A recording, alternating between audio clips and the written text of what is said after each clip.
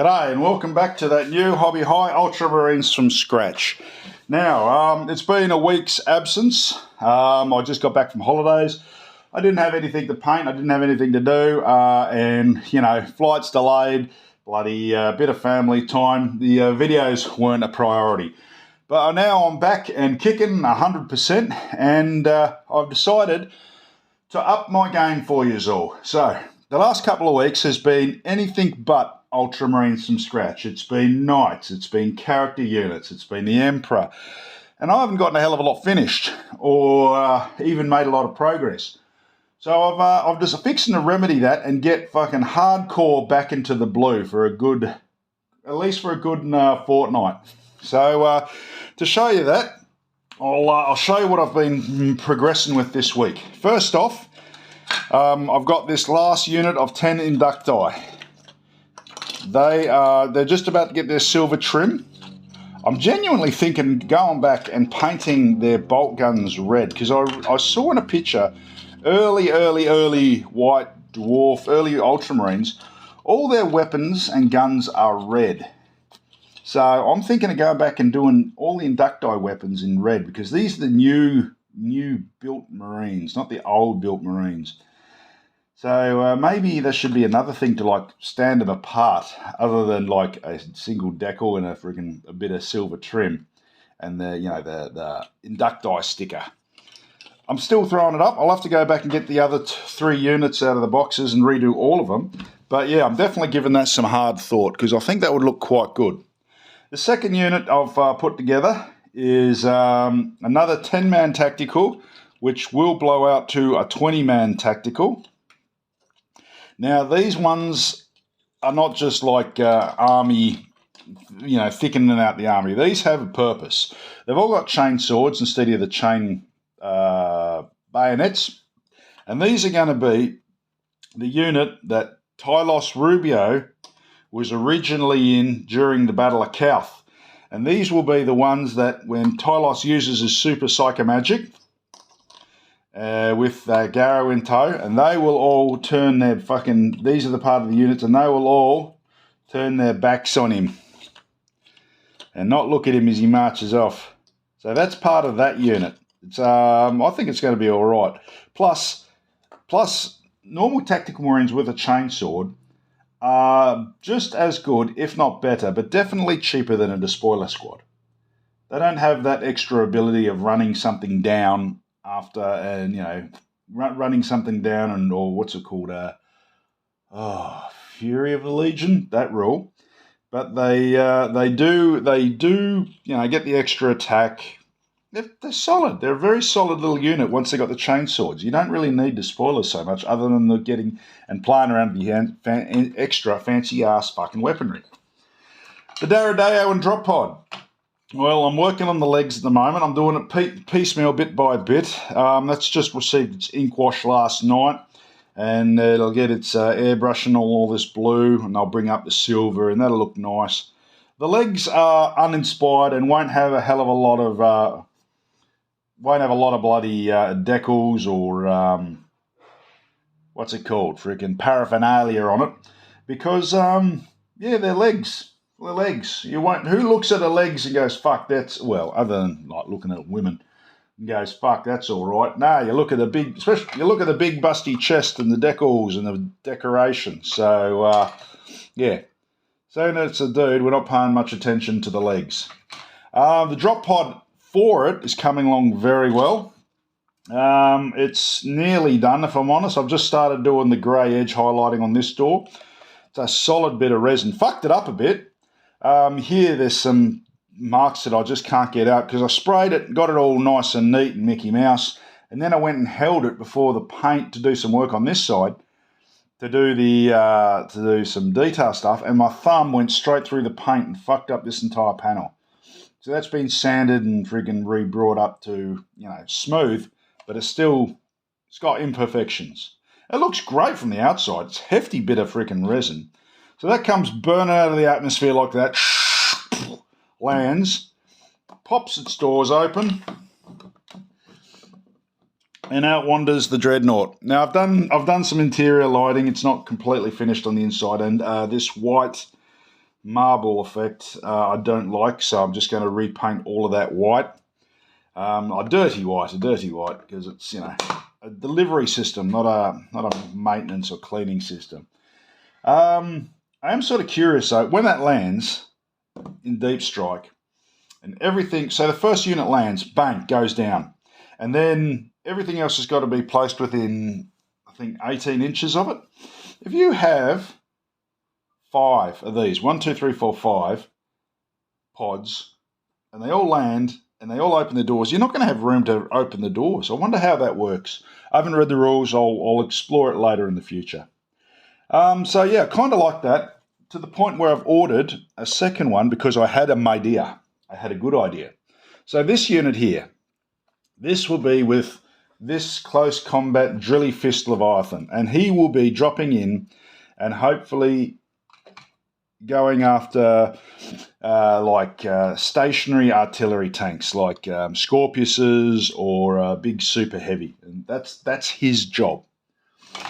I ordered from Germany from this dude. Oh, I don't know what I did with this card. I'll come back to it.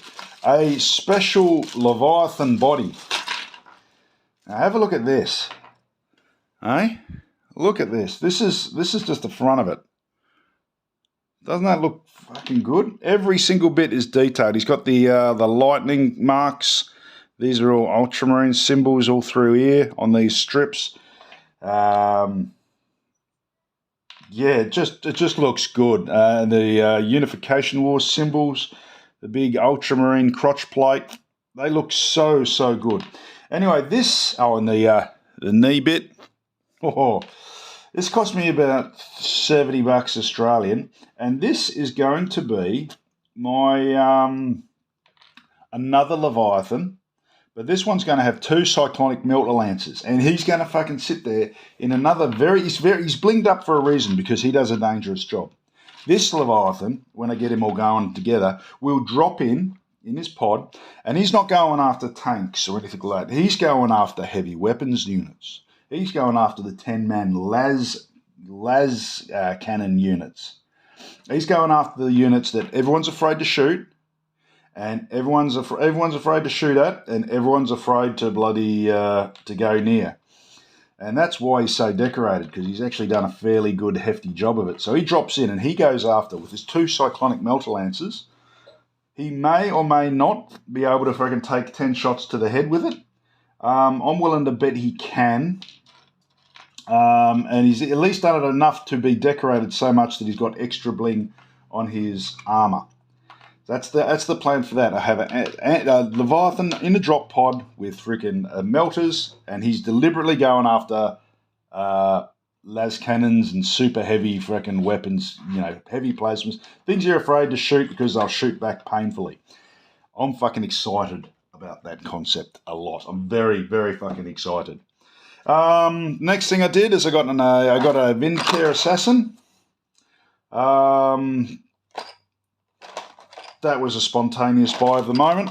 I friggin' put together and started inking in a Custodes Shield Captain, but he's in the back burner. I want to get some blue off the table, so and I'm still waiting for the Adrasite Spears. And the other thing I did is I got a game in with the Orks, which was spectacular. It was a Ork fan-made list, or I don't know, Panacopopia or something like that. It was a fan-made list, or not an official Games Workshop list versus Orks, and it was brilliant. I really liked the freaking aesthetic of the Orks. It seems a pity that they're not part of Heresy, although Heresy is just Marines, robots, and humans. It seems, the Orks models I saw and played against were spectacular, and there's a little link to it. I'll put it at the end of the video as always. Have a look if you wish. Anyway, that's all from me. I'm back to painting blue. I'm fucking enjoying it. I'm getting some time in. I've still got a bit of garden and housework to do, but I will have progression, and I will get progression done for you. Trust me on that. All right, that's it from me. Love the lot of yous. Give the missus a kiss, and I'll see yous all later. Cheerio. Righto, so Ultramarines versus homemade Ork rules. I had 2 Kratoses, 1 Volkite, 1 Auto and Bolter. Two 20-man tactical squads, Remus Van Anus with a apothecary, and my fast attack were taken up with tarantulas, 2 las and 1 heavy bolter. Yeah, I was sort of hoping this would be an objective game with Remus, but it wasn't.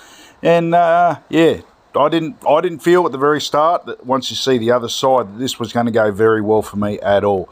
I was severely outnumbered by the opposing force. But yeah, freaking it was literally side by side, table by table, and fucking shoot and kill each other. On the opposing side were Nathan's Orks, and he had some green dudes on bikes, some big dudes in trucks. He had a couple of 20-man squads. He had some little fellas with guns, some big fellas with guns in a tank, a big squad of big fellas, another squad of big fellas, a big robot, and another supercharged truck there with a gun on it. And some, I think it was called a teleporty shotgun. And he had a group of infiltrating, like, sneaky buggers as well. Yeah, I honestly thought, fucking hell, we're looking at this, he's got more bloody units than I've got bullets.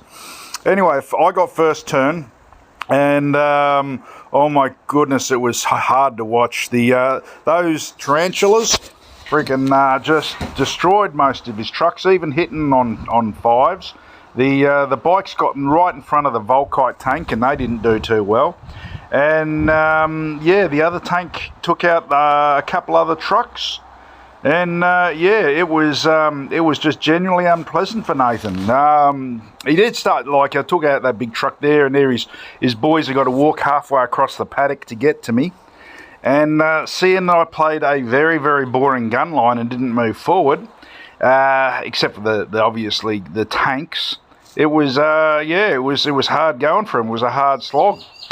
Yeah, eventually the war boss got into contact and obliterated my tarantulas, and those close combat sneaky orcs obliterated my tarantulas.